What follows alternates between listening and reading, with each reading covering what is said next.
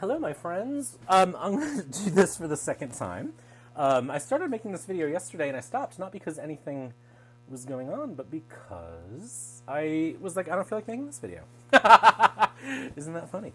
I want to talk about reading with non-traditional tarot decks and just to sort of talk about what I mean by non-traditional tarot decks because it's very interesting to me. And I think there were times in my life where as a reader I would avoid non-traditional tarot decks because I didn't know what to do with them. And it felt like starting with a whole new system.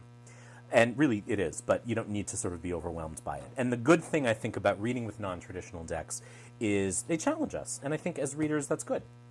It's good to be challenged. It's good for us to not rest on what's familiar because we can get stuck in a stale place. And we can also, I think that's also where, like, biases kick in a lot, too. I'm not happy with the angle of this camera, but my setup gets increasingly more complicated, and I get increasingly more OCD about it. All right, so I started rambling when I made this yesterday, and it didn't make much sense, and so that's why I decided to redo it. So, what's a non-traditional tarot? Really, anything, that isn't sort of based, on Waite Smith, or that departs from that model. And there are some really good ones out there, and there are some really ones that just don't make sense to me. Ones that I like include ones that are on this table. So we're going to work with the Dreams of Gaia in this video. But another deck that I really like is the Witch's Wisdom Tarot, but it's very, very difficult to shuffle. It's a Hay House deck, and they use their normal kind of Oracle cardstock for it, and it's just, it's too big.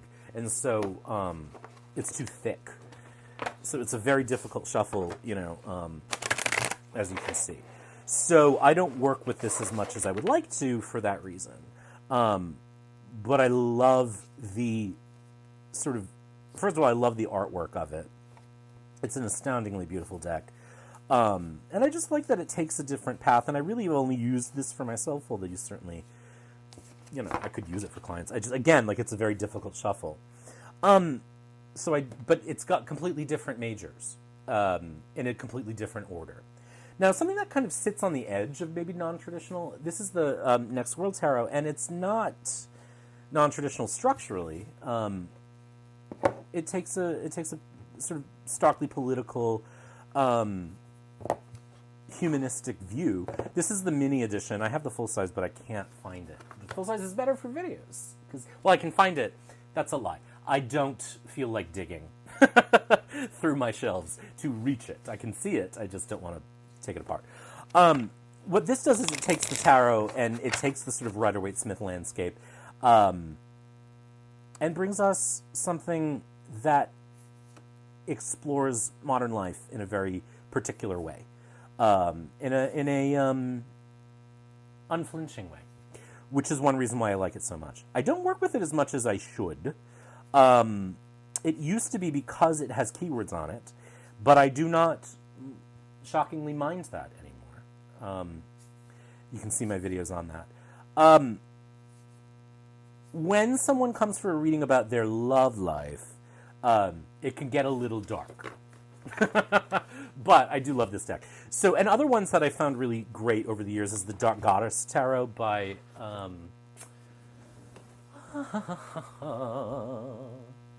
Ellen Lorenzi Prince. Sorry, that's another one that I have and I can't reach because it is up on the shelf.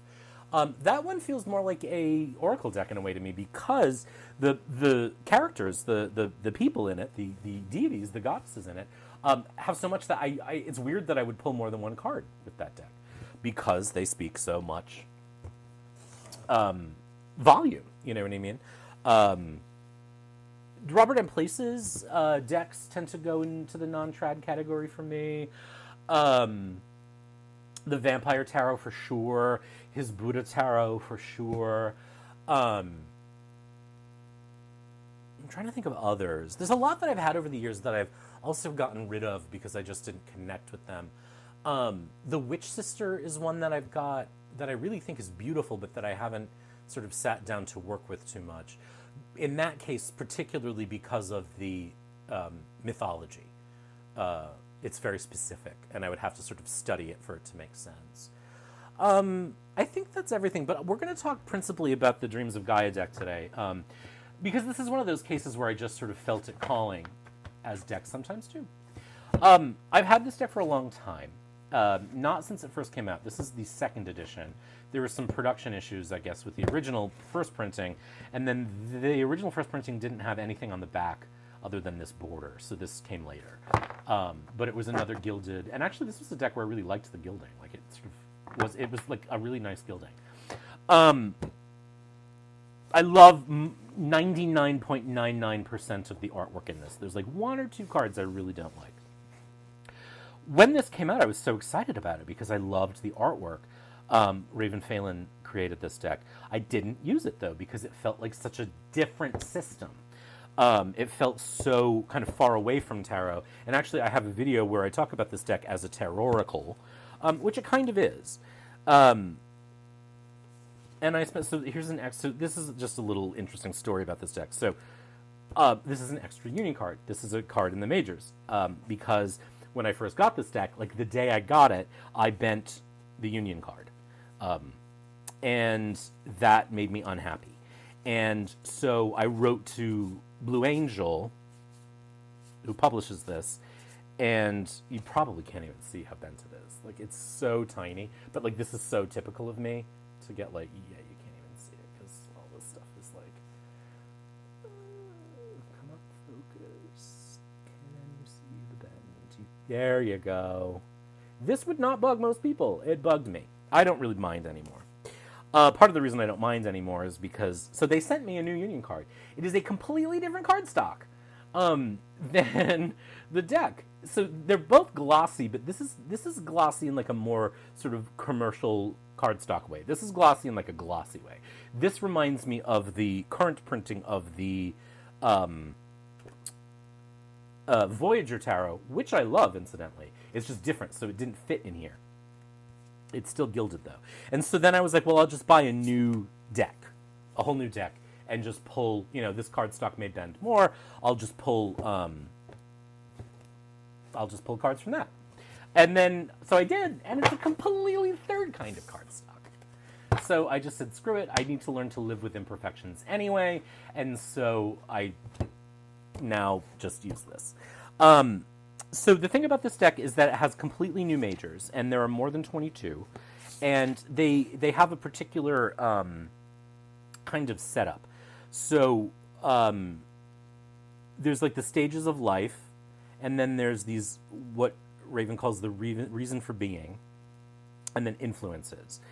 And then the minors are elementals, but the page and the knight have been replaced with something different for each suit. So they're 11 and 12.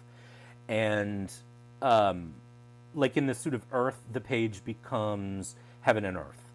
And the knight becomes the seneschal. Right, so the king and queen are still there. But the page becomes kind of a binary energy.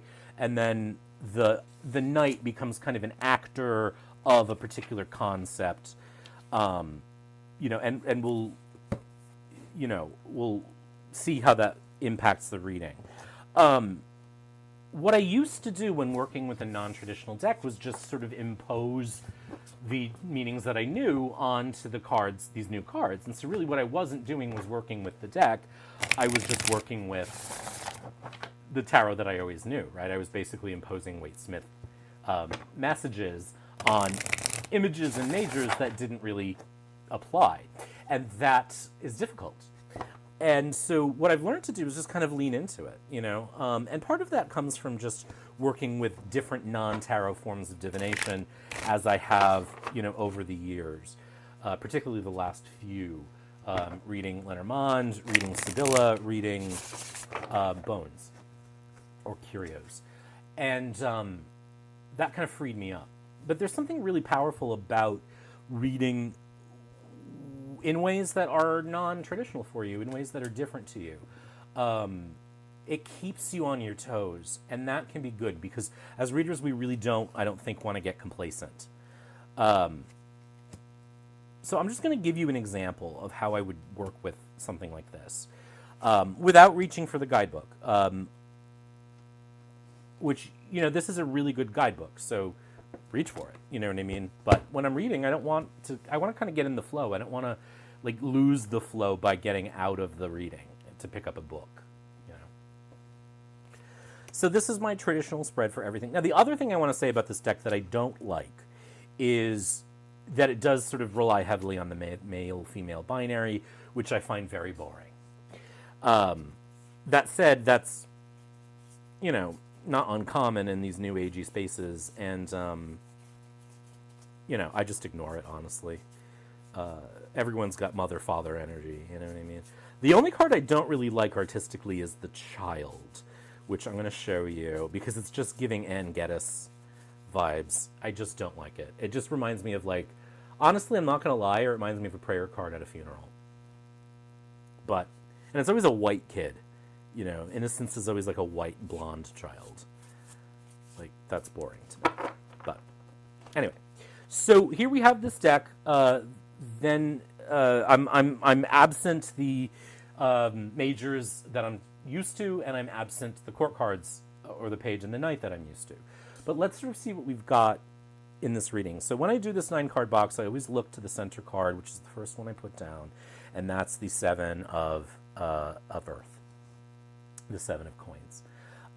So that gives me the feeling, or just in terms of not working with a question, that I'm either dealing with a life situation, which everything is a life situation, but a work situation or a financial situation or family. And then we come to the Mother card, which would be, in this deck, it's number 4. It would be actually the Emperor, traditionally, right? The number 4. So this is where, as a reader, my hackles start to go up, right? Because I'm wait, the 4 is the Emperor, and that's a much more sort of, warlike energy than the Mother, right? This doesn't numerologically make sense. But I'm not working with a deck that does that, right? So what do? I give up on the 4 representing the Emperor. That's all I need to do. And in fact, I was just saying, what is this reading? Is this a reading about family? Probably, if we're dealing with a Mother card, right? Now, does that mean we're literally talking about this person's mother? I don't know. We have to go deeper into the reading, right? This is why context always matters. It's never changing. But what's a 7 for me? 7s are introspective. What's Earth? Earth is life and finances. So it starts to give me a clue around this person's current state. And they're at a moment where they're actually reassessing their life. Reassessing maybe their finances, maybe... I'm not getting strong financial vibes here, though, in part because there is a Mother card. So it's just sort of maybe reevaluating their relationship with their family. You know what I mean? Reevaluating their relationship with their loved ones. That could be it. But it's definitely not romantic because we're looking at Earth. And this card does have an introspective nature, too. Can I zoom in anymore? Yeah, I can. So I'll just do this for right now. This, I don't work with the images a lot because I'm not a very visual person. I'm a very linguistic person. But if I want a card to represent internal work, this certainly gives that vibe. The chakras are highlighted. This card is giving something very ancestral, too, in that the person sort of sitting on this knoll is becoming a tree. And so I now have much stronger context for this being a reading about their relationship to their family, to their ancestry. Because the context of the image is giving me that, as does the next card, which is the Mother. Mothers, I feel get diminished in tarot into just... And whenever I use words like just, right, I always risk offending someone, particularly mothers. And what I don't want to say is that motherhood is just anything. It's not. We, in tarot, tend to reduce motherhood to caretaking, right? All the queens are the caretakers. The Empress is a caretaker, right? There's this big caretaker energy, BCE. That is not the totality of motherhood. What is a mother? You know what I mean? And so I start without worrying about the Empress, without worrying about the Emperor. This is the thing that I do in every kind of reading that I do, is I think about what is the function of this item or entity. What is the function of a mother? Well, a mother obviously gives birth. They are the source of life.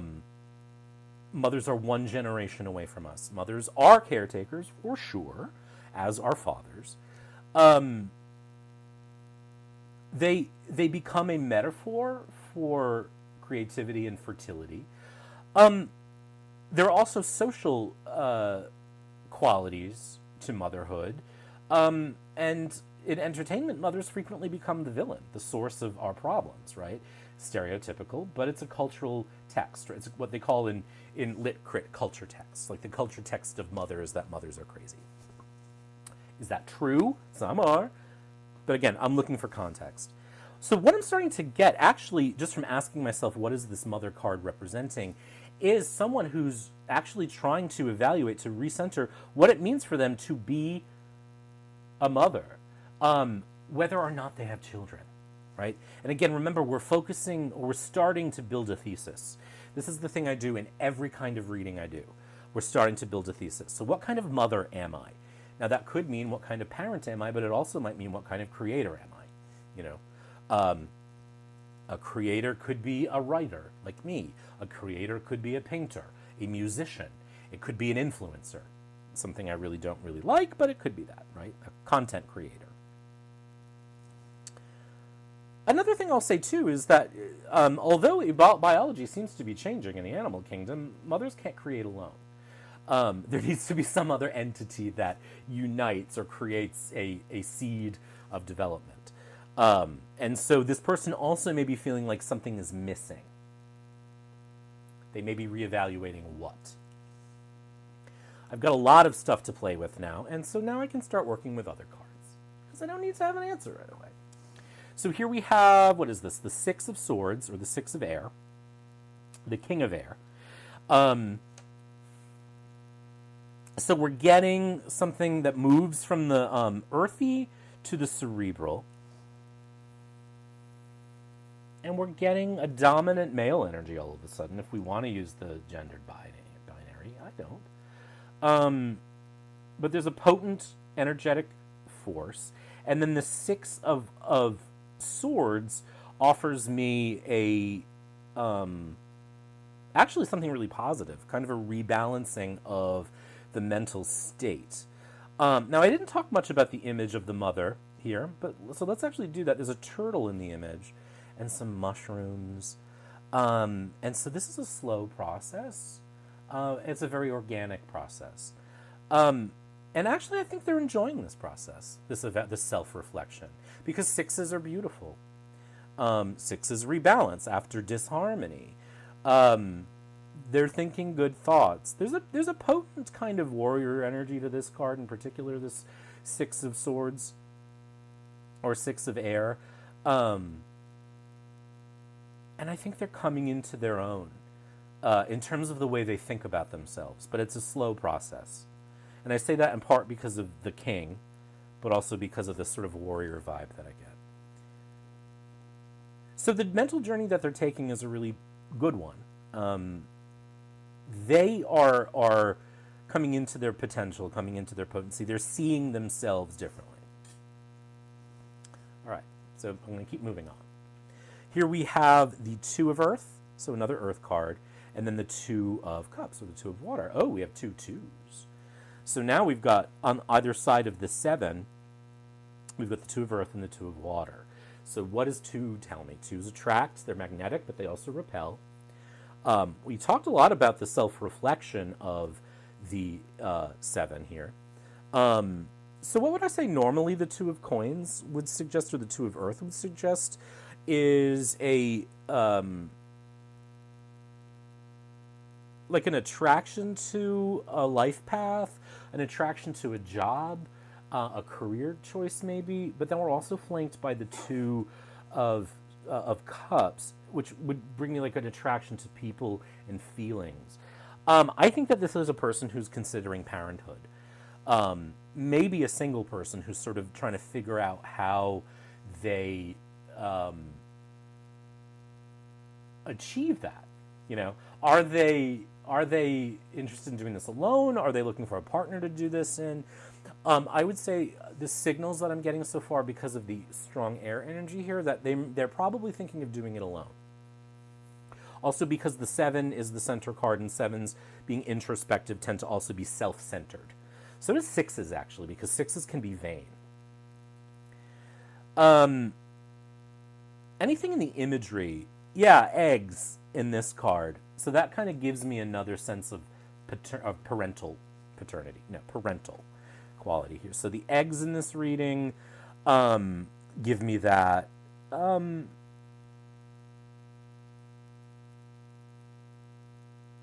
don't know that they know how they feel about relationships. I think that maybe there's some unresolved issues around their perceptions of their parents' relationships. And I say that because of the Two of Cups being kind of incongruous in this reading so far. It's the only Cups card that we've talked about so far. We do have one more here, but right now it's not giving me like romance because I'm centering around the spoke. You know what I mean? And so it's just like, what did my parents feel about each other? And why do I feel like it's about their parents? In part because of the Mother card. Also, again, it's just sort of the roots, and there's just something about it that just feels right. I think they're in a relationship. I don't think it's a relationship necessarily that is like a co-parenting relationship. More soon. So then we come here down to the Six of Earth. So more Earth. The Counselor, this is the 12 of Water, which would normally be the Knight. And then the 10 of Fire. So here we are in this bottom row. So the Six of Earth is the first kind of sort of strongly dad energy that we're getting here. Oh, things are falling. But that's not necessarily an energy of the card normally.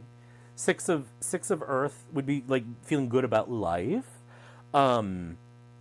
feeling like your place in life is strong.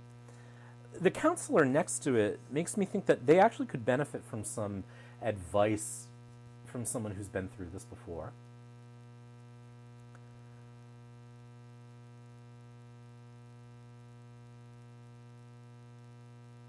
I'm just considering again, like, and I'll do this in readings too. I'll pause to say, like, what am I feeling? What am I sensing?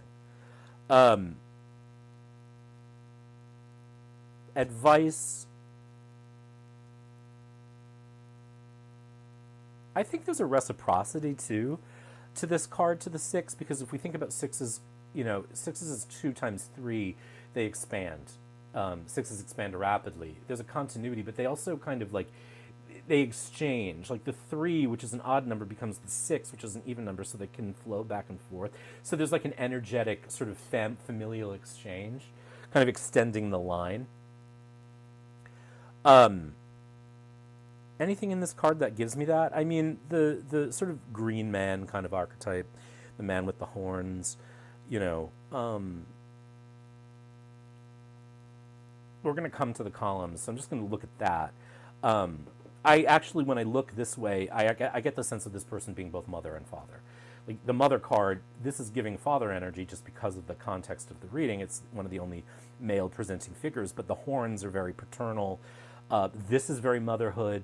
So there's a dominant male. So I'm probably reading for a woman, or someone who presents as a woman or identifies, but they're going to take the role of father too.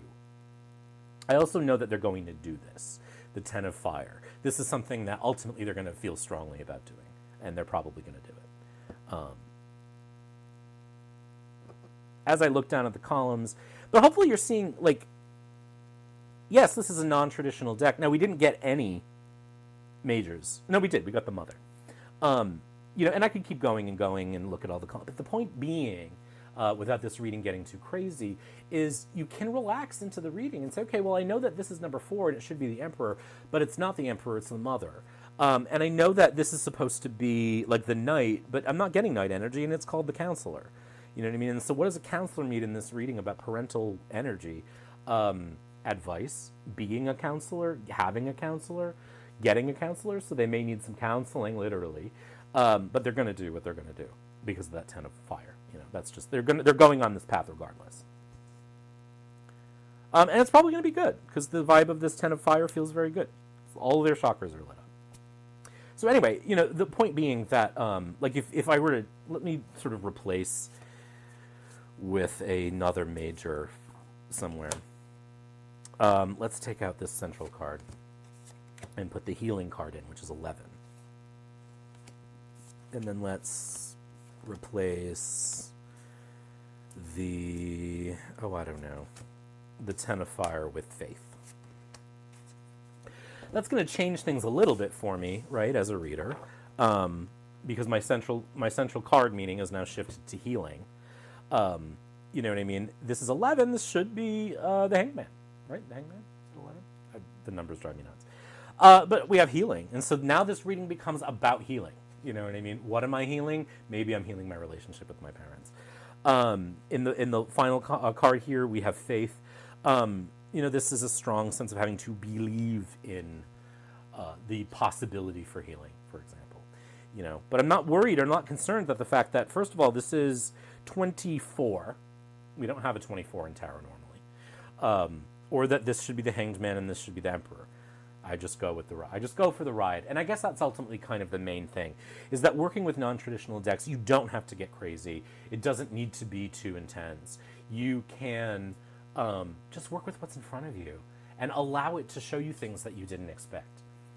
So if I had gone right to the Empress or the Emperor here, I would not have gotten the reading that I got. So working with non-traditional decks can be very, very exciting if we relax into it and we just do what we always do, which is readers, which is like, what am I seeing and what is the function of what I'm seeing in this reading?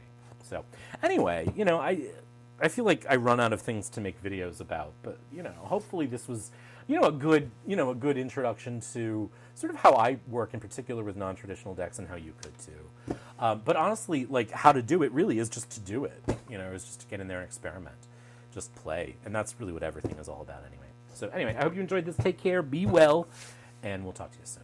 Bye. Be good. I'm supposed to say be good at the end of these readings, aren't I? Be good.